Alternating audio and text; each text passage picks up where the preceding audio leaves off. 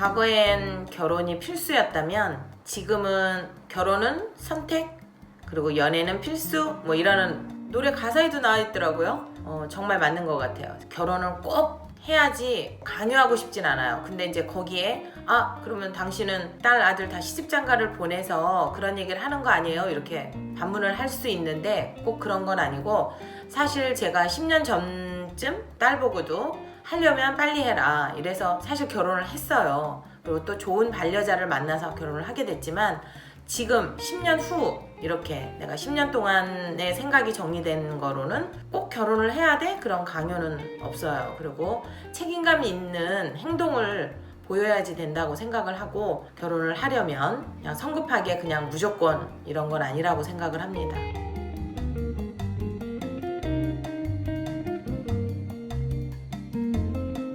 전업주부로 있을 때도 항상 뭔가를 하고 싶었어요. 그래서 내가 뭐가 정말 맞을까? 내가 어떤 걸 해야 될까? 그런 걸 꾸준히 찾아왔어요. 결혼 전에도 북구시서부터 뭐 정말 안 한 게 없을 정도로 다방면으로 내가 다 접해보고, 내가 이거야 이렇게 잡은 게 이제 요리 쪽이었는데, 재미도 있었고 내가 먹는 걸 좋아하니까 만드는 것도 좋아하고, 정말 이게 시대가 잘 맞아 떨어졌던 것 같아요. 지금은 교수까지 하고 있어서 개인적으로 굉장히 뿌듯하고, 참 잘했어 경희야 너 정말 잘했어 뭐 이렇게 칭찬을 해주고 싶을 정도로, 무수히 정말 지금 한 20년 경력 이러는 동안 많이 배웠고 많이 접해보면서 느낀 것도 많았고, 항상 도전하는 마음, 항상 뭘 하면 나 이만하면 됐어 이게 아니라, 아니야 나 그러면 더 높은 곳을 향해. 그런데 거기에 도움을 많이 준 사람들이 저희 가족이에요. 저희 남편 외조를 많이 해준 거죠. 또 다행히 아무래도 그렇게 배우려면 돈이 많이 들어가는데, 그런 거에도 남편이 많이 보탬이 되게, 싫은 소리 한 번 한 적 없고, 지금에 와서는 오히려 남편도 그렇고 아이들도 엄마가 자랑스러워 뭐 이렇게 하듯이, 그래서 잘 생각을 해서 잘 선택했다라고 생각이 들었고, 조금씩 이제 더 영역을 넓혀가면서 배운 게 지금 이 자리에 오게 되지 않았나 싶습니다.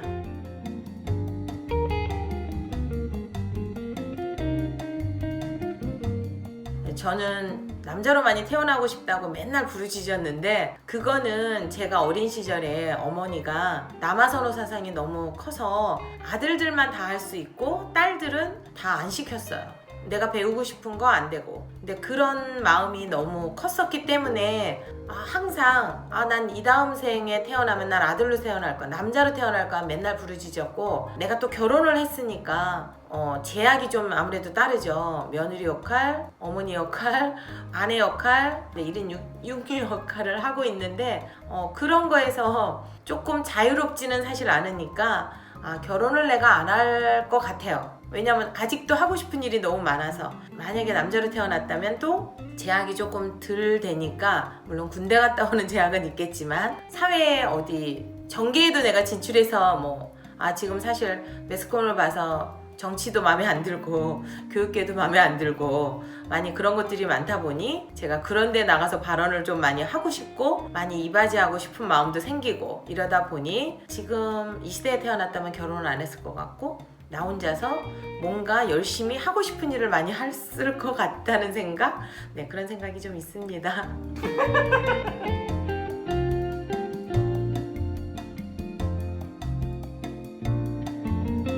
정말 많이 변했어요. 너무 많이 딱 달려오기만 한 것 같아요. 그냥 각박하게 갔고, 나도 그랬었던 것 같고, 여유 있는 삶 그런 거를 좀 살게끔, 그러니까 너무 일만 하는 것보다는 조금 더 한 템포 쉬어서 가는, 많이 우리나라는 빨리빨리 그 문화를 좀 버리고 조금만 느긋함을 갖는 거. 또 하나는 교육계는 너무 정책을 너무 많이 자주 바꿔요. 근데 정말 본질을 갖고 그거에 대해서 훼손되지 않는 한 바뀌는 거, 좋은 쪽으로 바뀌는 거, 그런 거. 근데 제가 해외에서 10년을 살다 보니 우리 아이들 그 학습 그런 것들이 좋은 점은 정말 좋다라고 평가할 수밖에 없어요. 근데 이건 미국 문화가 다 좋다라고 하는 건 아니지만, 학교에서 모든 걸 다 가르쳤어요. 사교육비 안 들었어요. 또 하나는 우리 아들이 춤을 하도 좋아해서 춤에 그렇게 열심히 춤을 추고 했는데, 그런 서클을 자기가 만들어서 그 아이들 다 자기가 가르치고, 그런 것도 학교에서 그냥 지금 우리나라로 치면 개발활동?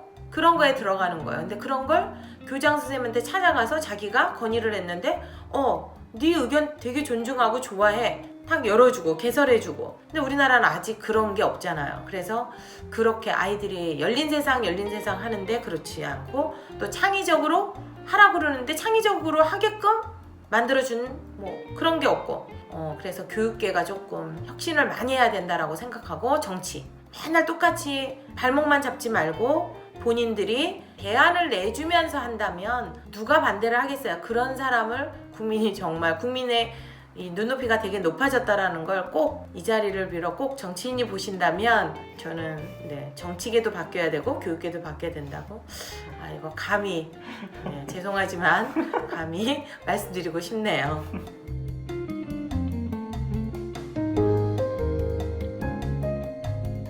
제가 또 이바지할 수 있는 일이 있다면 언제든지 성심성의껏 제가 도와드리고 하고 싶습니다. 조금이라도 아직도 목표가 없고 그냥 내가 어떻게 살아가야 되는지 모르고 이러는 분들 그러면 목표를 가지라는 게 제 첫 번째고요.